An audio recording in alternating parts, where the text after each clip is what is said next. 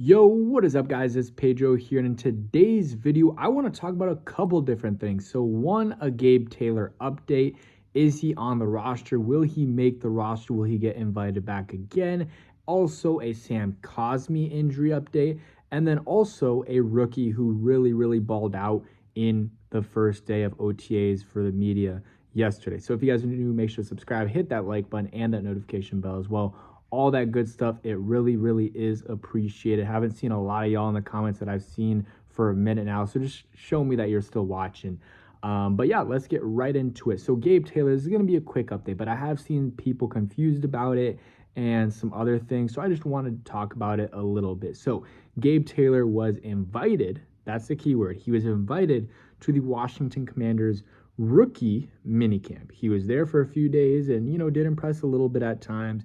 The coaches liked him, and it was a really good story. But, you know, he, after that, we were waiting a little bit. All right, is he going to get called to the actual roster and get a, spot? It's not a spot on the 53-man roster, but it's a spot on the, 90-man roster for now before they cut down to 53 before, a couple weeks before the season starts. So, his question, all right, is he going to make it or not?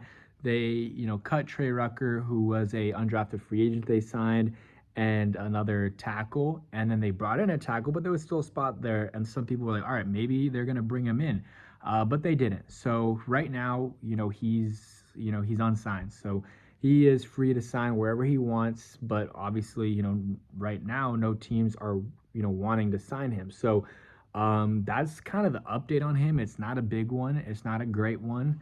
I would love for the Commanders to have him on the roster because I actually do think he can play. I know it's a great story and all with his brother and everything, but if you put that aside, which, I know for a lot of people is hard to do, but he is a good football player. He had 16 takeaways at Rice, had a lot of, interceptions, forced some fumbles, had sacks, more sacks than most guys. He reminds me a lot of in terms of their production, Jimmy Moreland coming out of college, a seventh round pick out of JMU, a smaller school, especially at the time. JMU, wasn't what it is today. Definitely not. And I think, he had good production. Jimmy Moreland every once in a while got a sack or something.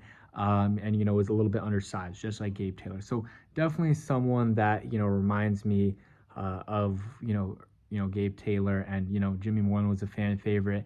But yeah, Gabe Taylor not on the team right now. They can bring him in whenever they want to. So, they had exposure to him. So, if they liked him, if they really liked him, he would be on the roster right now. If they, maybe they liked him a little bit, but they're gonna wait a little bit and see, how some of the other UDFAs look and some of the other guys in the position room look, then, maybe they'll wait and see. But for right now, it looks like probably not going to be back. Watch, though, right as I post this, he's going to be back on the, they're going to sign him to the 90-man roster. But I said this in the past, I think regardless of if he did get signed or not, I think this is a great story.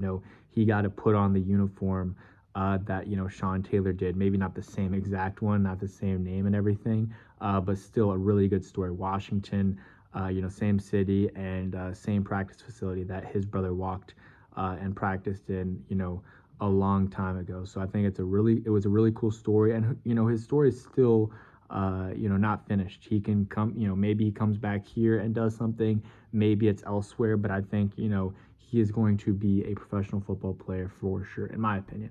Whether that's in the NFL or XFL, UFL, I think he has a bright future ahead of him. But let's get to other stuff. So update on Sam Cosmi. So Dan Quinn talked, and this kind of went under the radar in my opinion. And, Dan Quinn talked to the media, said he's progressing really well, excellent in terms of his recovery. So I may make a separate video on that.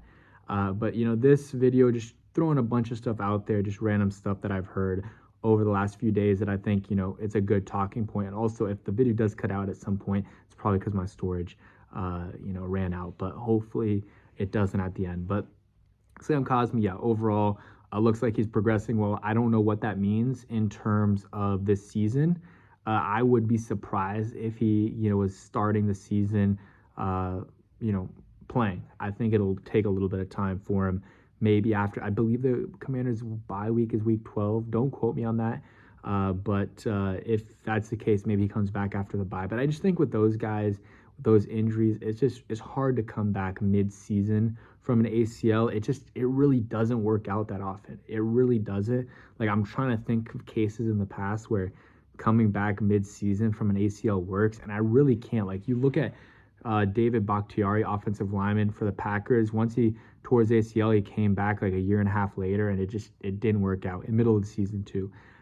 Chase Young a couple years ago, when he came back mid-end of the season, it wasn't great, and the next year wasn't great either. So I'm not saying it can't be done, but I don't know if it's great. I mean, they're definitely not going to force him back, but I just don't know if it completely makes sense to, you know, have him go in there middle of the season, especially when this offensive line right now, you know, they've added some pieces. They got Laramie Tunsil, who, you know, is going to replace one of the guys. So, you know, who was starting last year. You're going to switch, you know, you got Laramie Tunsil. You also got Josh Connerly. That's the guy. I was thinking of who else did they get. Obviously, that's the biggest name, Josh Connerly. So you have those two as new starters. And then you can move Wiley inside, and you're going to move Coleman inside too. So you have two guards right there, and you have Tyler Biotish. So they have a heck of an offensive line right there. And the backups, Nate Herbig, and then also Nick Allegretti. Like, they have really good depth. They're not rushing back for Sam Cosmi. Obviously, it would be great, but they're not rushing back. Ideal offensive line is Josh Connerly, right tackle. Right guard, Sam Cosmi. Center would be Tyler Biotish. Left guard would be Brandon Coleman. And then left tackle would be Laramie Tunsil. And then that, you know, leaves a couple of the guys on the outside looking in, like Andrew Wiley, but that would be in the future year. And at that point, maybe you know, I think he's a free agent, so you move on from him, and that's fine. You know, Andrew Wiley, you know, last year played better than I thought he would. He had a decent year, and this year will be competing for, I mean, probably, I'm trying to think of which guard spot. I mean, Coleman played on the left, so they probably want to keep him there. And I believe Wiley, when, you know, he was with the Chiefs and on that Super Bowl run, what was it, 2023, I believe, he played on the right side, so right guard and right tackle. So just something to watch out for there for the offensive line. And then in terms of rookie that balled out, Trey Amos had a really good day. Might make a separate video about that too. But he had an interception almost, you know, against Sam Hartman, I believe. Also almost had another interception on a tip pass. So Trey Amos is balling out, and you know, he had those injury concerns that are, you know, that's part of the reason why he did slide, which, you know, it is